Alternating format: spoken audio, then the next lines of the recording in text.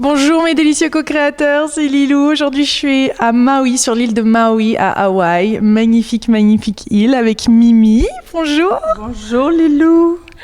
On se rencontre finalement. Finalement, magiquement. Alors je dois dire vraiment, vraiment magiquement parce que je devais interviewer quelqu'un d'autre ce matin et ça c'est tout, vraiment l'univers entier, mon boss m'a complètement envoyé ici et je suis absolument reconnaissante d'être assise aujourd'hui à côté de toi pour pouvoir parler d'un sujet très, très important qui est l'infidélité et comment donner le pardon à soi-même, à quelqu'un qu'on a aimé très fortement pendant des années, offrir ce don du pardon finalement pour pouvoir avoir une vie, pour continuer à aimer l'autre, pour pouvoir retrouver le bonheur dans ce couple. C'est absolument un sujet qui m'a... J'ai jamais traité ce sujet-là parce que c'est un sujet qui m'a touchée personnellement. Pendant le divorce de mes parents, il y a eu de belles infidélités qui m'ont énormément touchée en tant qu'enfant et je pense que ce sujet-là affecte autant les enfants de divorcés que des personnes qui ont elles-mêmes été affectées directement par ce sujet. Parlez-nous de votre histoire, parce que c'est quand même, vous êtes de Haïti à l'origine, et vous avez eu la chance de rencontrer très, très, très, très jeune votre amour. Ouais. 14 ans, quand on s'est rencontrés, et c'était le coup de foudre, tout de suite. Des deux côtés, lui m'a avoué la même chose. Et nous étions mariés depuis 27 ans, très, très heureusement mariés, quand il m'a annoncé qu'il était amoureux d'une autre femme. Pas juste qu'il était en train d'avoir une affaire avec elle, mais qu'il était amoureux d'elle. Alors ça m'a vraiment brisé le cœur. Mais il se trouve qu'à cette époque, je me sentais un peu indifférente envers lui. Je l'aimais toujours, mais plutôt comme ami, comme un grand frère. Je sentais que la passion n'existait plus en moi pour lui. Quand je l'ai revu à l'aéroport, parce qu'il voyageait beaucoup, il était dans un pays étranger, au Venezuela, quand c'est arrivé, je n'étais pas la même envers lui. Je me sentais comme un peu froide. Et c'est peut-être ce qui a causé son incartade, parce qu'il s'est dit, bon, je n'ai plus la petite passionnée que j'avais chez moi, donc il s'est trouvé quelqu'un d'autre. Et j'ai résolu tout de suite de me battre pour sauver notre relation, parce que dans notre cas, cette relation valait la peine d'être sauvée. Je savais qu'il était encore amoureux de moi. Je savais que mon amour pour lui ne mourrait jamais, parce que nous sommes ce qu'on appelle soulmates, des âmes sœurs. Et je l'ai prévenu. Je lui ai dit, je vais me battre, mais on va sauver notre relation. Depuis le début, je lui ai dit ça. Ça nous a pris plusieurs années pour retrouver la flamme du passé, reconstruire notre relation.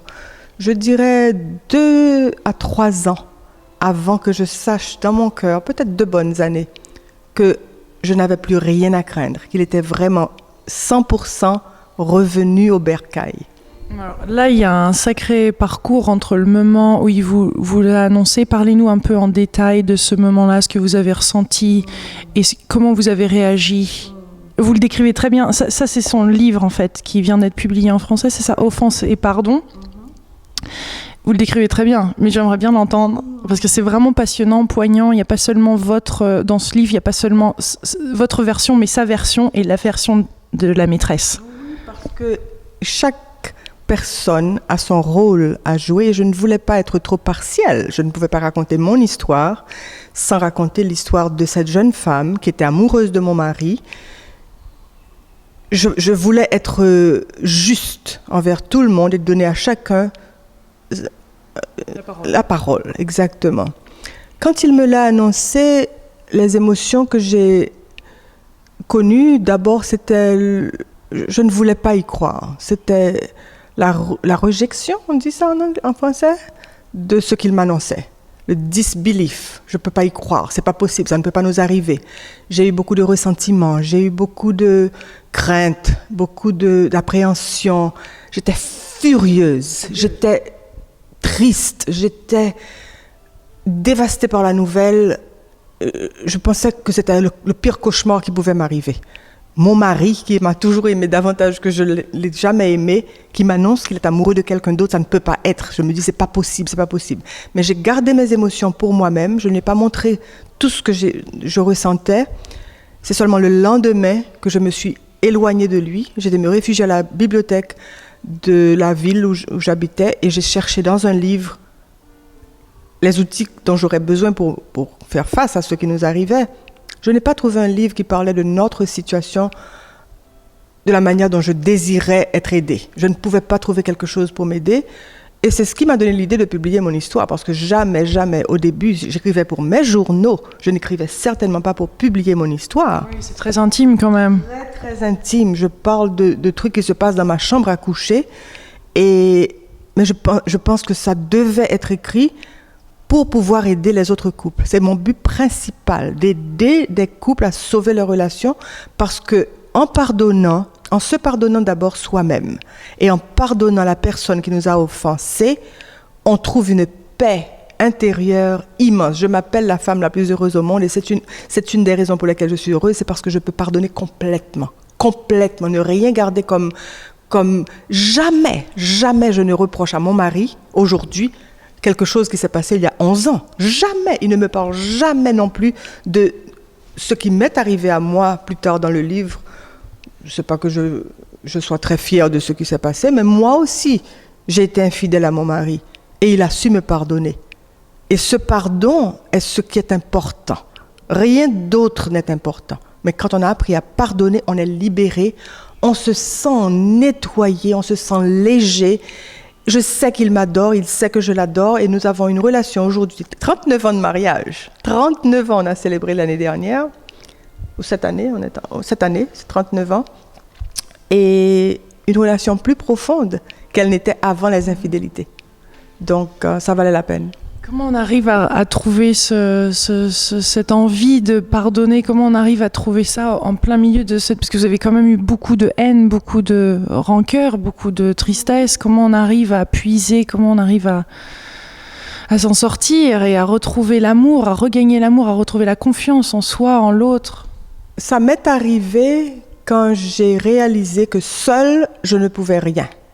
Mais qu'avec l'aide du Créateur que j'appelle Dieu Tout-Puissant, Dieu Mère ou Père, et de l'univers qui est toujours à nous servir, si la requête que nous avons est en accord avec l'univers, ce qu'on demande nous sera accordé. C'est ma croyance.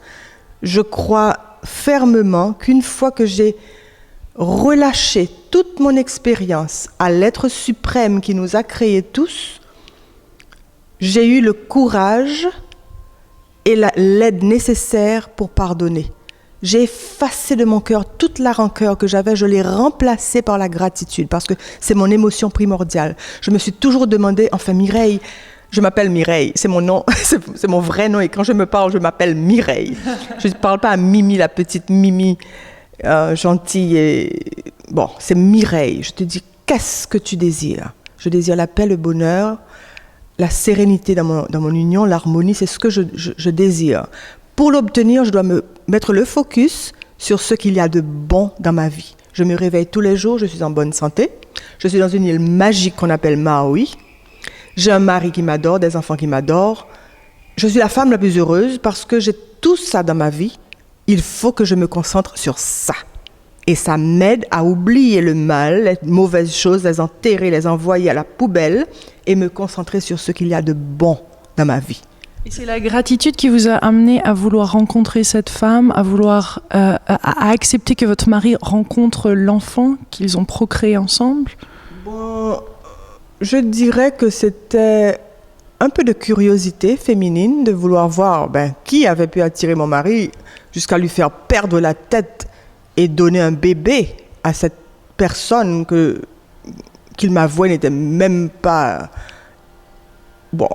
jolie. Hein. Je l'ai rencontrée, j'ai vu que mon mari ne m'avait pas menti. Elle est gentille, mais elle n'est pas la femme... Pas la déesse que vous imaginez. Je m'imaginais quelqu'un de vraiment extraordinaire.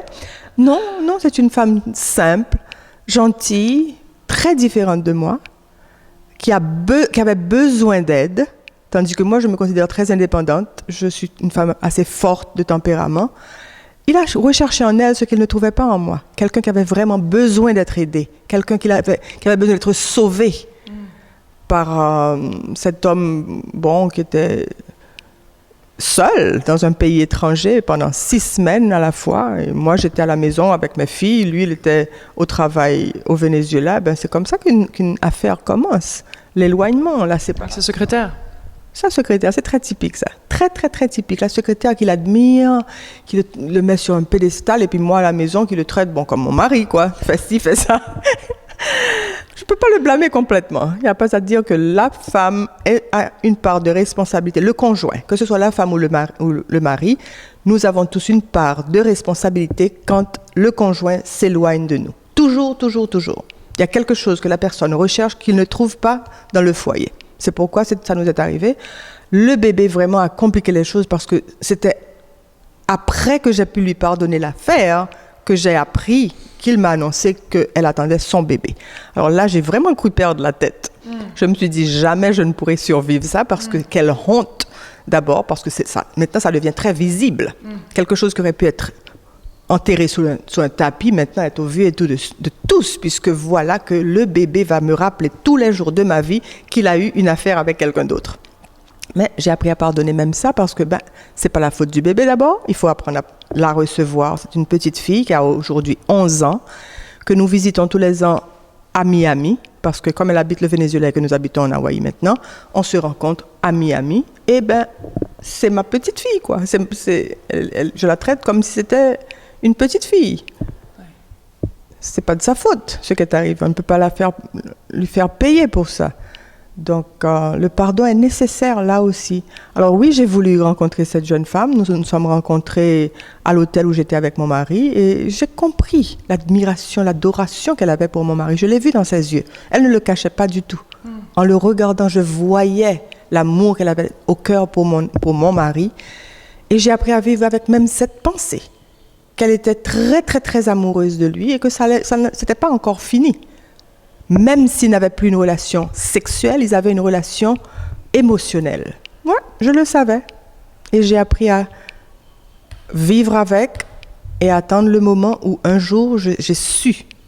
Il est rentré à la maison de la manière dont il m'a tenu dans ses bras. Je savais ce jour-là qu'il avait complètement cessé de l'aimer, cessé d'être attiré par quoi que ce soit en elle. Et je l'ai regagné. C'est vraiment l'histoire. Yeah. Beaucoup de lâcher prise, hein. Il faut savoir lâcher prise, il faut savoir envoyer. Moi, j'envoie les gens dans la lumière. Quand je dis de bénir cette personne hors de ma vie, je l'envoie dans la lumière, parce que la lumière divine est ce qui guérit tout. Une fois qu'on se débarrasse de la cause de notre tourment, on l'envoie dans la lumière. Parce que je ne désire de mal à personne, même si quelqu'un m'a offensé gravement. Je ne désire pas que quelque chose de mauvais arrive à cette personne. Je désire simplement l'enlever de ma vie et l'envoyer dans la lumière pour que cette personne apprenne qu'il y a quelque chose de bon dans la vie. C'est vraiment dommage que les gens ne se rendent pas compte de ce qui les attend quand on laisse ce monde matériel. Moi, j'ai eu l'expérience. Je sais que la lumière divine existe. Je suis rentrée là-dedans pendant une guérison spirituelle qu'on me faisait. Et c'est d'après moi la raison pour laquelle ce livre devait être écrit, à cause de cette expérience, parce que ça a complètement changé ma vie. J'ai connu cette lumière vibrante, cette lumière brillante, aveuglante. Je suis rentrée là-dedans. Je peux vous décrire la couleur. D'abord, elle se reflète dans tous les meubles que j'ai chez moi. C'est cette couleur qu'on appelle seafoam, écume de mer. Cette couleur que j'ai vue sortant de mes doigts et rentrant dans ce tourbillon. Je suis rentrée là-dedans et je ne voulais pas en sortir. J'avais les yeux fermés, mais je voyais la lumière divine que je sais nous attend quand nous laissons ce monde. C'était une expérience extraordinaire. J'avais des témoins, j'avais mon frère, ma belle-sœur et une amie derrière moi pendant que le guérisseur travaillait sur moi. Et quand j'ai vu cette lumière, j'ai eu les larmes qui me coulaient sur le visage et je me suis sentie entourée d'amour. Un amour comme on n'en expérimente jamais, jamais, jamais. C'est ça l'amour divin. C'est ça cette lumière qui nous attend. Et j'aurais aimé que davantage de personnes puissent rentrer dans cette lumière qui les attend. Et il y a différentes, ça a été votre façon d'expérimenter, il y a différentes façons, chacun a ses outils, chacun a son... Ça a été pour vous une solution ou une avancée ou une façon de rentrer dans cette unité, de voir qu'il y avait beaucoup plus que ce monstre matériel. Donc quelque part, cette trahison a grandi, vous a aidé dans ce chemin spirituel dans lequel vous étiez déjà engagé depuis pas mal d'années. Oui, où ça a coïncidé en fait avec cette trahison. C'était à l'époque où je me sentais un peu affaiblie parce que en sautant, je danse beaucoup, j'adore danser, je sautais en dansant et je me suis fait une mauvaise injury, une mauvaise blessure au genou gauche. Pas une blessure coupée, mais une blessure intérieure. Et ce guérisseur que j'ai rencontré pour la première fois, qui était un ami de ma belle-sœur, un ami d'un ami vraiment, qu'on ne connaissait pas du tout. Il a commencé à travailler avec moi en utilisant les principes de la pranique, la guérison pranique. Et il disait resentment. Le ressentiment est à la base de cette blessure qu'elle a au genou. Le ressentiment.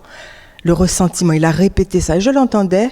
Et pendant qu'il me traitait, j'ai eu cette vision. Et c'était une lumière fulgurante qui tournait comme ça. Et je suis rentrée comme dans un tunnel. Mais je me dis, c'est pas possible. Je ne suis pas morte, je ne suis pas sur le point de mourir. C'est une lumière que les gens voient en mourant. Moi, je suis là vivante, debout dans un parking lot à Berkeley, Californie. Et voilà cette expérience que j'ai. Pourquoi Mais c'était tellement beau que je ne voulais pas en sortir. Et quand j'en suis finalement sortie, il m'a expliqué, après, quand j'étais complètement revenue à moi, il m'a expliqué que c'était une vision que les anges avaient choisi de me donner parce qu'ils ont trouvé un cœur ouvert qui voulait savoir davantage. C'est tout ce qu'il m'a donné comme explication. Et ça m'a suffi parce que j'ai gardé ça et je me suis dit, il faut que je partage. J'hésitais beaucoup à le partager avec les gens parce que je me suis dit, personne ne va comprendre. Mais ceux qui comprennent, ils obtiennent le message que je veux donner et c'est ce qui compte. C'est ce qui est important. C'est pas pour tout le monde, mais si quelqu'un sait de quoi je parle, ça peut changer leur vie. Donc vous vous êtes rendu compte que l'amour, en fait, n'était pas juste lié d'une personne à une autre, mais qu'on pouvait exprimer et ressentir de l'amour pour plusieurs personnes à la fois sans en priver l'autre, en fait. Oui, et ça, je l'ai appris de Leo Buscaglia, qui a beaucoup parlé de l'amour. Il a d'abord plusieurs programmes sur tape, cassettes que j'ai écoutés au courant des années.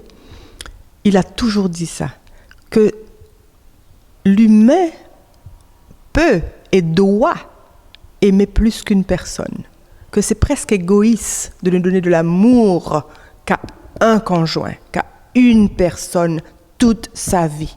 C'est comme s'il me donnait permission d'avoir plus qu'un amour. Et il m'est arrivé, comme j'ai dit tout à l'heure, d'être intéressée par quelqu'un d'autre, malgré que j'étais follement amoureuse de mon mari. Il fallait que je le sache, que je l'expérimente pour pouvoir pardonner complètement à mon mari. Parce que quand ça m'est arrivé à moi, je me suis dit, là, je le comprends maintenant. Si ça peut m'arriver à moi, et je sais l'amour que j'ai pour mon mari, mais j'avais quand même envie d'avoir cette aventure avec quelqu'un d'autre, ça peut arriver à n'importe qui. Si ça m'est arrivé, ça peut arriver à n'importe qui. On n'est pas garanti cette exclusivité. Même après, nous étions mariés à cette époque, je ne sais plus, mais au moins 30 ans. Ouais, presque 30 ans, 28 ans, 29, je ne sais plus. Mais nous étions mariés pendant très longtemps quand ça m'est arrivé. Et comme je dis, j'étais toujours très amoureuse de mon mari. Mais ce sont des trucs de la vie. Ça arrive, et il faut apprendre à pardonner. Il faut se dire, ça peut arriver à n'importe qui. Et le pardon, comme j'ai dit, ça libère. Alors il vaut mieux pardonner que garder ça et développer un ulcère ou avoir pire, un cancer. Parce que ça peut arriver qu'on se rende malade à cause du ressentiment, de la haine, du désespoir, de la peur de perdre, peur de la réaction de sa famille, de ses amis. C'est très intéressant ce qui peut arriver à la famille. La famille peut faire sourde oreille et aveugle. La plupart de mes frères et sœurs n'ont jamais voulu parler de cette situation. Moi, j'écrivais, je racontais, personne ne répondait. C'était comme un tabou, sujet tabou. J'ai appris à pardonner ça aussi. Je me suis dit, c'est pas leur vie, c'est ma vie. Et vous avez réussi je veux dire, la jalousie n'est plus présente ou les peurs qui recommencent? Non, il faut apprendre petit à petit à reconstruire ce qu'on avait comme confiance, ce qu'on avait comme confiance et trust. Complète. Il faut savoir gérer ses émotions. C'est nous qui sommes responsables de nos émotions. Personne ne peut ressentir ce que nous ressentons. C'est nous qui contrôlons ça. C'est la seule chose qu'on peut vraiment contrôler, c'est notre manière de penser. Et les émotions vont avec la pensée. Donc, si je me réveille un jour et je dis je vais être déprimée aujourd'hui, je vais être déprimée. Si je décide que je veux être heureuse, je vais être heureuse. Parce que je mets le focus sur les belles choses qui m'entourent, les bons sentiments que j'ai, les bonnes personnes que j'ai autour de moi. Tout ça, je garde le focus sur ça. Je forme mon petit monde. Pour le pardon, il a fallu que je souffre pour pouvoir apprendre. Il a fallu que mon cœur souffre et soit brisé pour savoir vraiment apprécier ce que j'avais et reconstruire ma relation avec mon mari. Il fallait que mon cœur soit brisé. C'est une expérience à faire pour pouvoir apprécier mieux ce qu'on a. Parce que c'est quand on a presque perdu quelque chose. Et c'est ce qui m'est arrivé. J'aurais pu perdre mon mari bêtement parce que j'étais plus passionnée. J'avais perdu ce piment qui agrémentait notre relation. Et une fois que j'ai repris cette envie de le regagner, mon amour s'est réallumé. Il s'est rekindled. Oui, il s'est réveillé. Et je n'ai vraiment aucun regret. Le pardon est venu, la confiance est revenue, mais pas facilement, parce qu'il continue à faire des petites incartades, pas physiques du tout, juste des petits mensonges, ne me disant pas toute la vérité. Je le découvrais, j'en parle dans le livre, je le découvrais chaque fois. Alors je lui dis, écoute, je suis plus contrariée quand tu me mens que par l'action que tu essaies de me cacher. Alors il vaut mieux me dire la vérité parce que je peux tout pardonner excepté le mensonge. Je suis très compréhensive, mais compréhensive ou compréhensible? Compréhensive. J'ai du mal aussi avec les mots en français après avoir parlé tant d'années en anglais. C'est pas toujours facile. J'ai laissé mon pays, mais nous avons eu la chance d'habiter Paris pendant 2 ans. Donc j'ai repris un petit peu le français, mais parfois j'oublie comment traduire de l'anglais. Mais tout ça pour dire que c'était peut-être pas très facile certains jours, mais définitivement worthwhile. Ça valait la peine. Ça valait la peine. Je suis heureuse avec mon mari. Dans cette belle nouvelle maison, ça fait 15 jours. Oui, ça fait juste 15 jours que nous avons emménagé. Et puis j'ai eu une grande réunion de famille. Nous étions une trentaine, venus de plusieurs parties du monde. On s'est réunis ici. Et je vis un rêve. Quand je regarde la vue autour de moi, j'ai envie de me pincer pour être sûre que je vis vraiment ici, dans cette maison de rêve. Que mon mari et moi, ça fait 20 ans qu'on rêvait de cette maison, qu'on a finalement construit. Je suis comblée et très reconnaissante. Encore la gratitude numéro 1, avant l'amour même. Pour moi, l'amour est normal. Ça fait partie de nous. C'est l'émotion, le sentiment le plus important au monde. Je n'en disconviens pas. Mais la gratitude amène encore plus d'amour. Et quelqu'un m'a demandé, mais comment peux-tu te défaire du ressentiment et de la haine et de toutes ces émotions? Très simplement, je suis rentrée sous la douche, je me suis lavée des émotions et j'imaginais que l'eau lavait toutes ces émotions négatives et la nouvelle eau propre, claire, a remplacé toutes les émotions négatives qui sont parties dans le drain, dans le trou de la douche et je les ai remplacées par les émotions que je voulais ressentir, la gratitude, l'harmonie, la sérénité, la générosité, le pardon. Toutes ces émotions sont rentrées en moi et je répète toujours la prière de Saint François d'Assise qui dit « Faites-moi un instrument de votre paix, de votre amour, de votre pardon. Nous sommes des instruments et on reçoit ce qu'on doit donner. En recevant, on donne. Le plus je reçois, le plus je veux partager. C'est pourquoi un de mes projets, c'est d'avoir ici des petits ateliers pour aider les gens qui ne savent pas comment pardonner. Parce que je réalise que pour moi, ça a été facile parce que maman nous a toujours appris, en grandissant, qu'il faut pardonner aux autres. Ils ne savent pas ce qu'ils font, pardonnez-leur, ils ne savent pas ce qu'ils font. J'ai entendu ça très, très, très souvent dans mon enfance, dans ma jeunesse.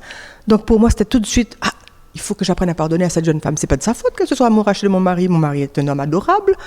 Si moi je peux l'aimer comme ça, quelqu'un d'autre peut l'aimer, il faut que j'apprenne à pardonner. Tout de suite, il fallait que je lui pardonne, il fallait que je la rencontre pour pouvoir lui pardonner. On s'est rencontrés, j'ai compris. On a essayé même de devenir amis. Pendant plusieurs mois, je la recevais chez moi avec le bébé. J'ai tout essayé, mais je me suis sentie inconfortable. Il y avait quelque chose là qui ne pouvait pas accepter qu'elle soit dans notre foyer. Et un jour, j'ai dû demander à mon mari. Je lui ai dit, chérie, il faut que je te demande quelque chose. Ne le prends pas mal, mais il faut absolument que tu cesses, que nous cessions de la voir chez nous. Ça, la petite peut venir n'importe quand, la mère, sa place n'est pas dans notre foyer. Et il a compris. Vous méditez aussi, régulièrement, tous les jours ? Non, pas tous les jours.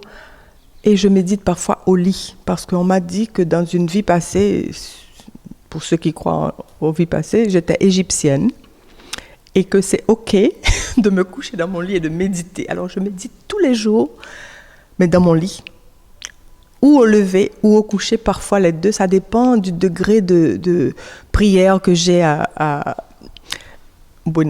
demander. Et je récite tous les jours la prière de Saint François. Ça, c'est une prière que je ne rate pas. Ça fait partie de ma méditation, mais c'est pour me rappeler des choses importantes. La paix, la sérénité, toutes ces émotions qui sont essentielles pour une paix intérieure qui cause aussi la joie immense qu'on a au cœur. En se connectant avec l'univers, on reçoit tellement de bénédictions que ceux qui ne méditent pas vraiment, je vous encourage à le faire parce que c'est une chose essentielle dans la vie. La méditation pour moi, c'est la connexion directe avec l'univers. Je n'ai qu'à mettre les pieds par terre, toujours désappuyer on ne doit pas être comme ça pour méditer. On est ou bien comme ça, ou bien dans ma situation, couché complètement à plat, avec les yeux sur le monde qu'on ne voit pas avec les yeux, mais le monde qui existe en dehors de nous. Et la méditation, pour moi, c'est se concentrer sur la lumière divine qui nous pénètre par le chakra de la tête et remplit toutes les cellules de notre cœur, de notre corps. Toutes les cellules sont envahies par cette lumière et je nomme les parties du corps une après l'autre. Et je descends jusqu'aux pieds et la lumière sort de mes doigts et je la partage avec le monde. C'est une magnifique bénédiction qu'une guérisseuse, Mary Lee Heck, qui n'est plus de notre monde, elle me l'a enseignée il y a de cela près d'une vingtaine d'années. Et je la remercie tous les jours pour m'avoir appris à méditer. J'ai partagé cette méditation avec des centaines de personnes qui m'ont dit que c'est la meilleure méditation au monde. C'est vraiment formidable de pouvoir s'unir à l'univers dans cette manière. Et je recommande à tout le monde d'essayer de méditer, même si c'est 10 minutes par jour. 10 petites minutes. Ça fait une grosse différence. Très grosse différence. Bien, merci Mimi. Merci Mimi d'avoir accepté d'avoir fait cette interview en français, puis on va la refaire en anglais. Avec plaisir. Avec plaisir. Je suis très très contente qu'on ait pu se rencontrer aussi. C'est presque magique ce qui est arrivé aujourd'hui. Complètement. Et c'est l'univers qui nous a aidés. Oh, complètement, il n'y a pas de doute. Je devais interviewer quelqu'un à 10h et on devait peut-être se rencontrer. C'était même pas encore trop sûr pour moi. Et puis rien avec l'autre personne n'a fonctionné. C'était vraiment, il n'y avait aucun autre... Je devais être là pour faire passer ce message-là. Merci. Très heureuse. Merci Lilou. Et si vous voulez en savoir plus, Mimi a écrit un livre, Offenser, pardon. C'est Comment récupérer le bonheur conjugal suite à l'infidélité. Et mon site, c'est happiestwoman.net. Vous pouvez me trouver là, ou bien m'appeler, ou bien m'envoyer un petit email, migabriel, migabriel, @aol.com. Voilà. Et voilà. Au revoir. Gros bisous de Hawaï. Allô.